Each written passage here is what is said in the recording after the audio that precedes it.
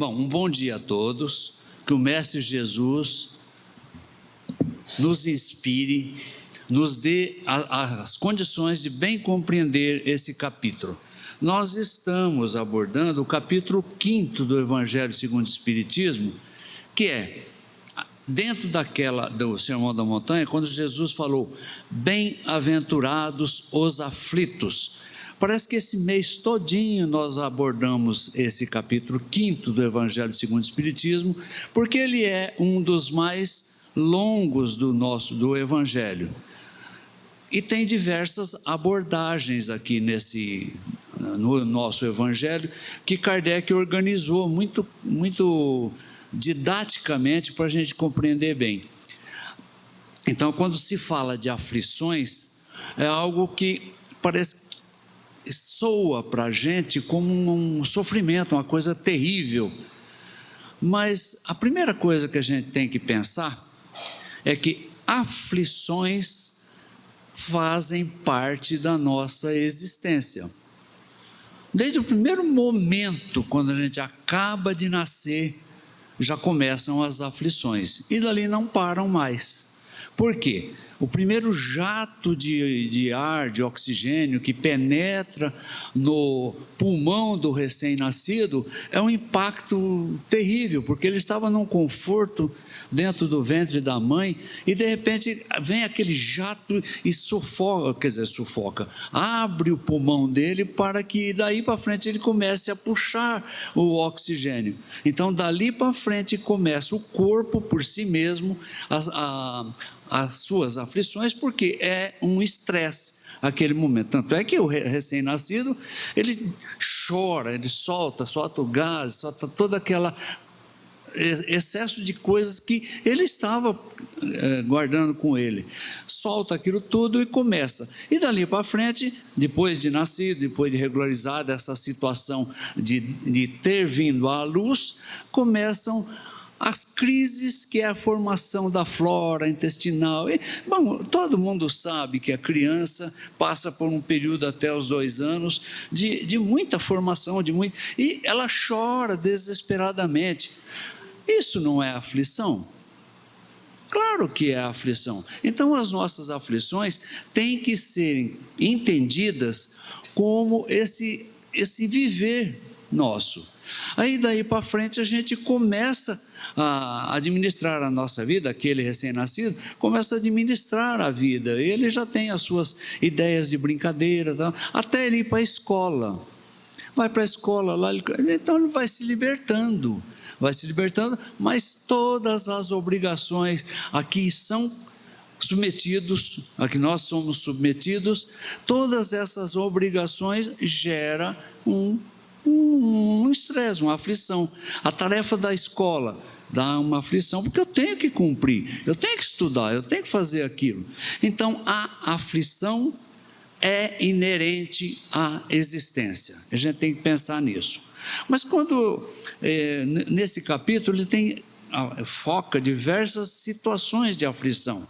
Uma das aflições que nós estamos abordando agora nessa semana é a questão das mortes prematuras, perdas de entes queridos e aquela vazio do berço da criança que se foi.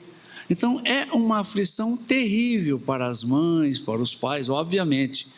Mas se a gente pensar bem, a gente começa a pensar, a imaginar que se uma criança desencarna em tenra idade, não começou nem a vida ainda, e gera aquele desespero dos pais, a gente começa a pensar, será que Deus é justo?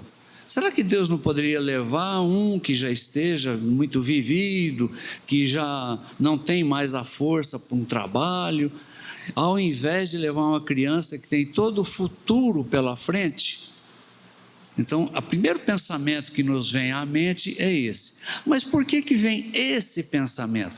Porque o nosso raciocínio está limitado a uma existência da Terra. A gente só pensa numa existência, do berço ao túmulo. A gente não é capaz de introjetar nos nossos pensamentos, no nosso raciocínio, a ideia de espírito. Nós somos espíritos. A gente estuda tanto isso, não é verdade? A gente estuda tanto essa questão do espírito, reencarnação, volta, diversas existências, mas quando a gente passa por aflição, parece que isso fica relegado a um segundo plano e as nossas preocupações se concentram única e exclusivamente naquele aspecto momentâneo, aquele aspecto do momento. Então, se a gente fica preso a isso, a gente sofre muito. A gente sofre muito, porque a primeira coisa que a gente tem que pensar é que a vida é repleta de dores, de dificuldades, de desafios a serem superados, de situações a serem passadas, superadas e administradas. Então, esse é o propósito da vida. É com isso que nós vamos amadurecendo. Nós só amadurecemos com a experiência que vamos adquirindo. Então, ao longo dos anos, a nossa experiência vai se ampliando e nós vamos entendendo melhor a vida. Mas quando ocorre de um espírito desencarnar tão jovem assim, é a vontade de Deus. Se eu sou espírito, estou pensando nisso, eu estou também crendo que Deus administra todo o processo do universo. Então é Deus que está no comando, mas eu esqueço isso e quero estar sempre no comando. Então, quando a gente tem essa situação, a primeira coisa é avivar a nossa fé. Avivar, ter certeza de que nós somos espíritos aqui reencarnados para um período específico de experiências, para nós ganharmos um entendimento melhor e voltarmos ao plano espiritual. Continuamos a nossa vida, que a vida é contínua, nós somos espíritos eternos, não vamos acabar nunca, mas o que mantém a gente pensando sempre é que a morte encerrou um período e acabou. Não acabou, a gente tem que orar por aquele espírito que veio e saiu então tenra idade, porque é o projeto de vida dele, é o projeto da reencarnação dele. Talvez seja uma necessidade daquele espírito, talvez seja uma necessidade dos pais de terem aquele filho e ele sair tão novo assim, embora, talvez seja tudo isso. E também tem um aspecto que a gente precisa pensar, porque a vida é repleta de situações, o nosso livre-arbítrio vai trabalhar a vida toda, nós vamos tomar decisões, e será que a gente tomaria sempre decisões corretas? Então a gente precisa pensar que em aquele espírito saindo tão cedo para o plano espiritual, talvez ele esteja protegido de uma decisão que ele iria tomar nessa reencarnação prejudicial a ele, prejudicial à sua evolução espiritual.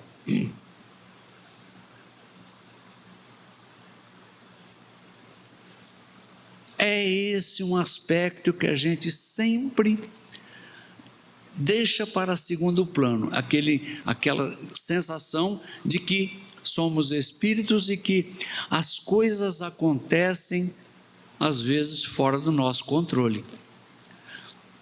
Mas o que está instalado em nós, no nosso raciocínio, é aquele pensamento egoísta de controlar tudo. Vamos dar um exemplo. A criança, quando vai para a escola, a mãe e o pai perdem o controle dessa criança naquele período que está na escola. Ele está lá, ele está sob controle, porque ainda não tem iniciativa própria, mas está sob o controle de outras pessoas, os professores, os colegas, e ali ele está convivendo, está crescendo. Bem, esse filho vai crescendo, se torna adolescente, ganha o seu dinheiro, trabalha, compra uma moto, e a gente não tem mais controle. A gente não tem controle desse espírito, desse nosso filho que parte para o mundo. Então, quantos acidentes de motociclistas acontecem e que deixam as mães tão desesperadas? O desespero é pela passagem, pelo desencarne daquele nosso espírito filho. Mas a gente precisa se conformar e não ficar eternamente descontrolado, eternamente lamentando aquilo, porque a gente vai prejudicar ele, o próprio espírito que está no plano espiritual, ligado em pensamento a nós. Então, o que a gente tem que pensar é que ele está presente, lembrar dele sempre com aquele sorriso, com aqueles momentos de alegria, e orar por ele, para que a vida no plano espiritual para ele seja uma vida mais amena, mais clara, mais tranquila, porque ele continua o seu aprendizado, ele continua intercambiando ideias conosco. Mas é isso que a gente não passa pela nossa imaginação, e a gente deixa crescer esse desespero nosso. Então é preciso que a gente se acomode, reflita muito, faça as nossas orações e esteja sempre incluindo aquele nosso filho nas nossas orações. Aí nós vamos estabelecer uma certa serenidade, mas aquele vazio continua, porque ele era filho, estava aqui, mas ele continua ligado a nós como filho no plano espiritual. Não está aqui presente, mas está em pensamento, está em vibrações positivas conosco. Então a gente tem que estar sempre pensando dessa forma, assim ameniza muito os nossos sofrimentos. Há situações na nossa existência, nesse nosso plano terreno, na materialidade, que leva as pessoas, às vezes até, o desespero é tanto que leva as pessoas a cometer o desatino do suicídio. Eu gosto sempre de citar um evento que aconteceu na história da humanidade, das Américas, quando em 1929 houve aquela queda brusca na Bolsa de Valores de Nova York. Aquilo foi uma queda que influenciou toda a economia no mundo, o comércio, tudo foi influenciado.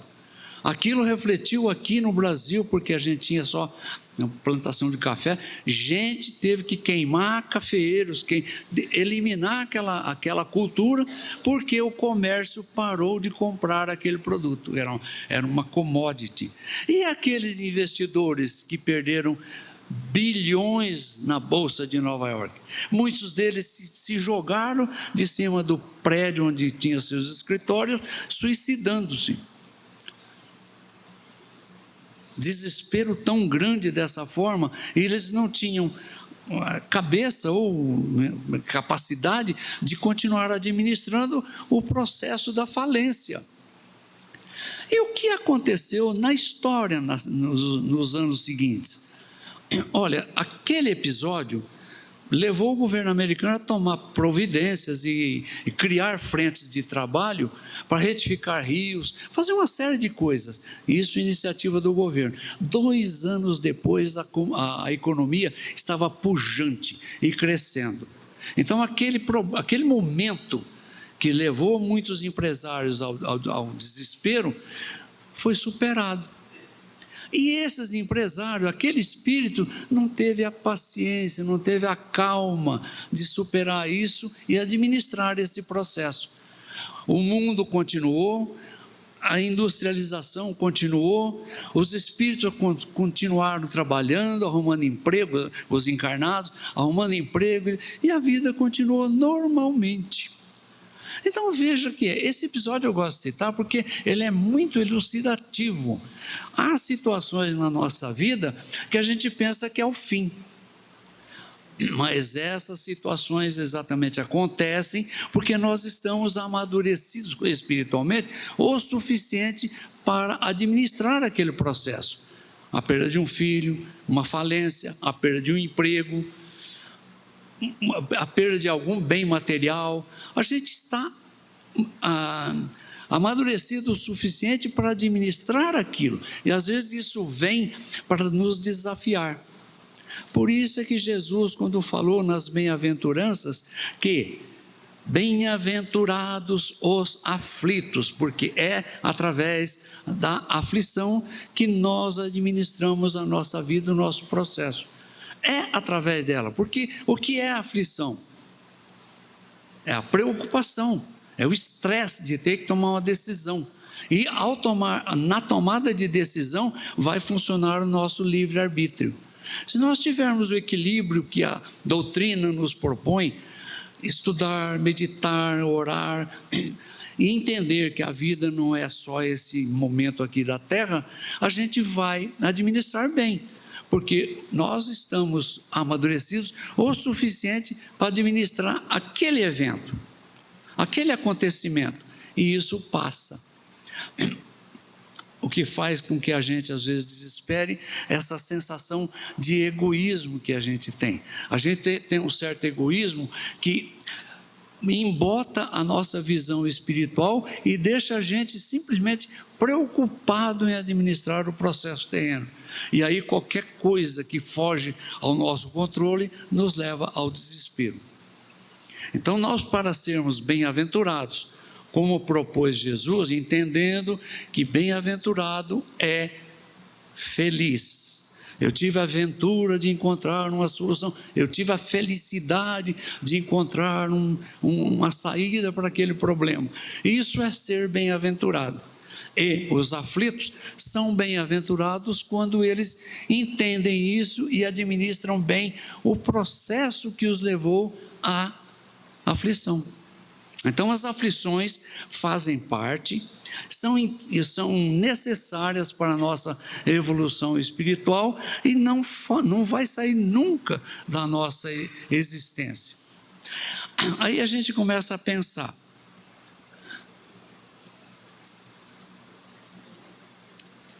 quando eu desencarnar, quando no plano espiritual não terei mais aflições? Não, eu sou um espírito inteligente, eu vou continuar tendo aflições lá também, porque tem situações que lá também se reflete, mas lá eu tenho maior serenidade, obviamente, e eu tenho capacidade de entender que não tenho mais a mão e a decisão aqui na terra para resolver às vezes aquilo que me aflige.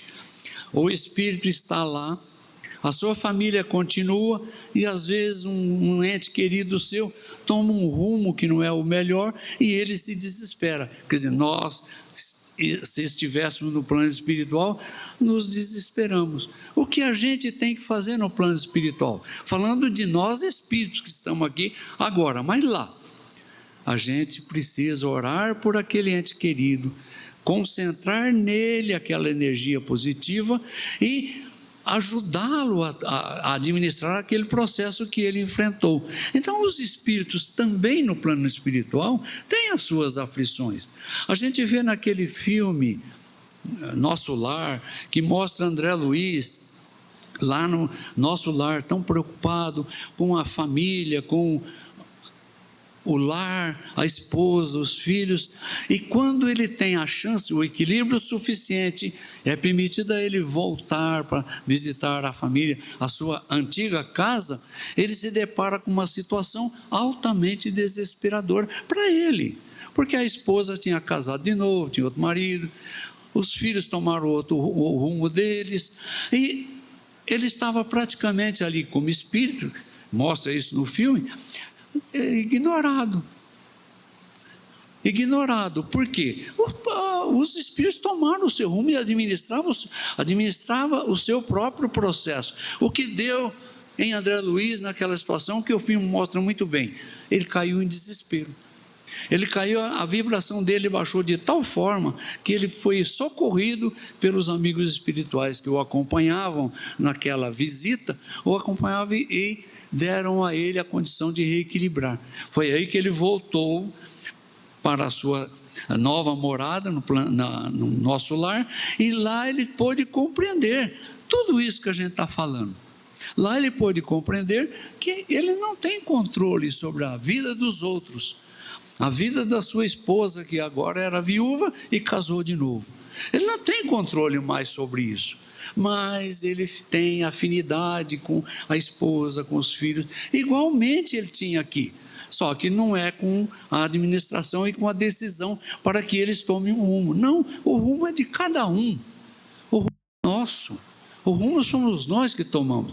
Então, assim, entendendo isso e fazendo essas comparações com situações relatadas por André Luiz no nosso lar, a gente vai compreender que nós administramos o nosso próprio processo e os filhos que compõem a nossa família, o nosso lar, eles são espíritos que ou precisam do nosso concurso para eles se encaminharem, ou são espíritos que vieram aqui para nos servir de exemplo, de provas, de expiações, situações dessa linha.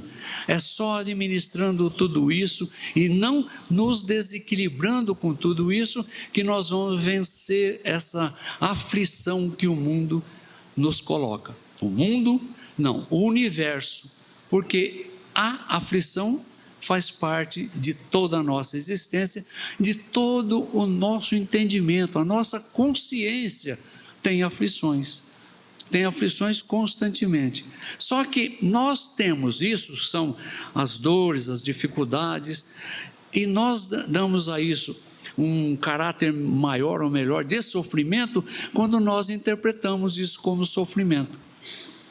Nós precisamos entender que isso vem para nós administrarmos, é alguma coisa administrada por Deus, e eu não preciso me desesperar por isso, porque faz parte do processo. Então, é entendendo isso que eu vou administrar e não vou sofrer com as situações que me acontecem. Eu vou simplesmente sofrer, ter aquela dificuldade, aquela dor, aquele entrave na minha frente. Mas eu só transformo isso em dificuldade, em sofrimento, quando eu me encaixo no sofrimento, quando eu me considero vítima constantemente. Não, eu não sou vítima, eu sou o autor do meu processo evolutivo. Então é isso que eu preciso entender. Aqueles empresários que se jogaram de cima dos prédios, dos escritórios em Nova York, eles não são vítima. Aquilo aconteceu, foi um acontecimento que era para eles administrarem.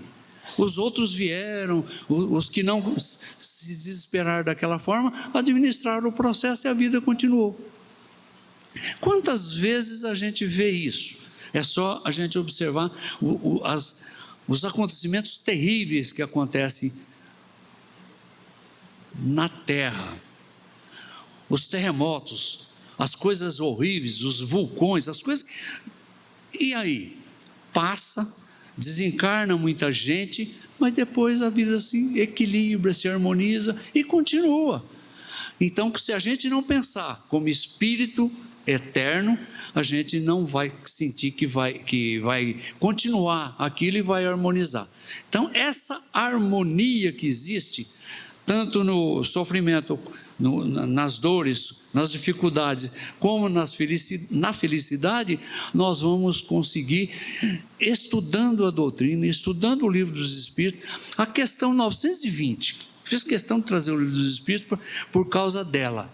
A pergunta que Kardec faz ao Espírito, o Espírito mensageiro, o Espírito que deu esse esclarecimento: a felicidade é possível no mundo, na Terra?